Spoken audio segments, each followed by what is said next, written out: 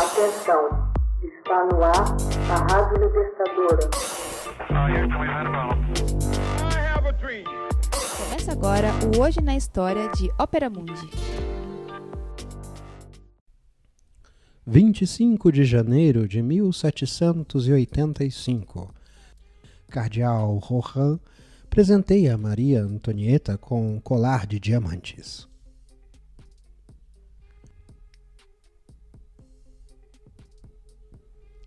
Em 25 de janeiro de 1785, o príncipe cardeal de Rohan recebe um deslumbrante colar de diamantes que ele destina à rainha Maria Antonieta. O escândalo iria desabar no colo da rainha da França e arruinar sua reputação de mulher honesta. Alguns meses mais tarde, eclodiria a Revolução. O colar havia sido produzido por volta de 1773 pelos joalheiros parisienses Bromer e Passenge, com 647 joias e um peso total de 23 mil quilates. Os joalheiros estavam certos de vendê-lo à Comtesse du Barry, favorita do rei Luís XV.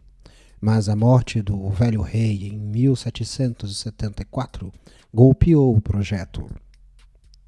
Surge a ideia de vendê-la à nova rainha Maria Antonieta.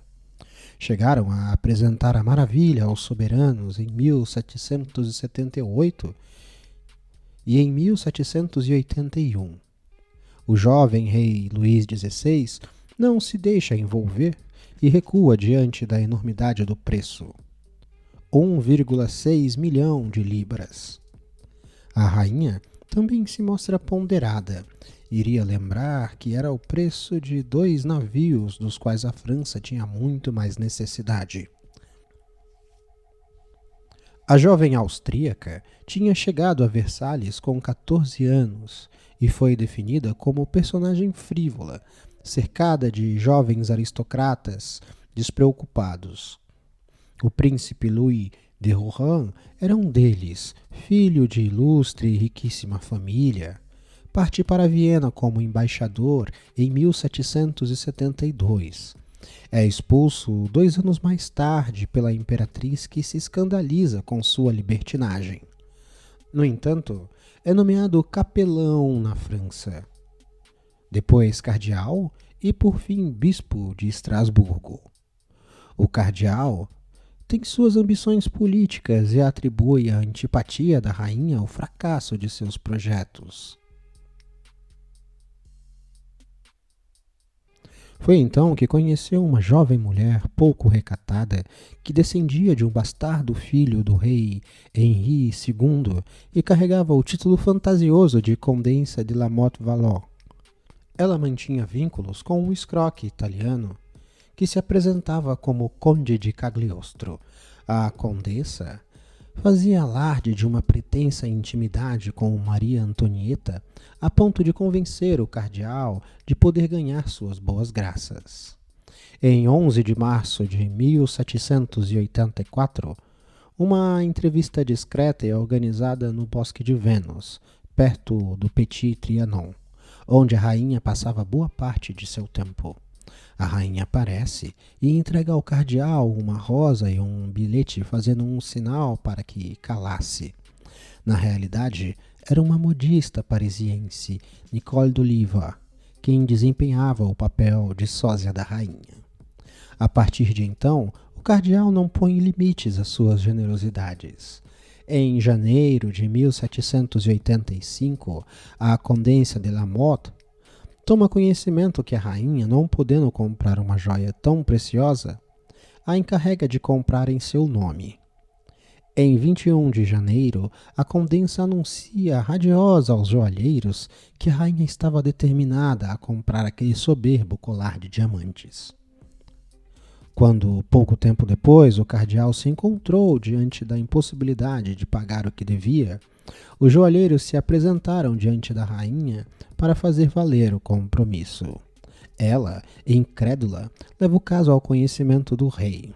Perplexo, escolhe a contragosto revelar o caso para manifestar a inocência da rainha. Em 15 de agosto de 1785, dia da Assunção, houve uma grande festa em Versalhes. O grande capelão da França celebraria um ofício solene na capela do palácio. Já havia vestido seu hábito pontificial quando foi intimado a se apresentar incontinente no gabinete real. Luís XVI o recebe em presença da rainha e do ministro da Casa Real. Mostram-lhe o compromisso firmado em favor dos joalheiros Bomer e Bassange. O cardeal, desconcertado, é obrigado a firmar a confissão, cujos termos foram ditados pelo rei. Que se meta, o cardeal preso! Exclama um dos presentes. No mesmo dia, Rohan é encarcerado na Bastilha. No dia seguinte, é a vez de Jeanne de la Motte, a condessa. Os cúmplices se puseram em fuga. O rei confia ao parlamento o processo do cardeal.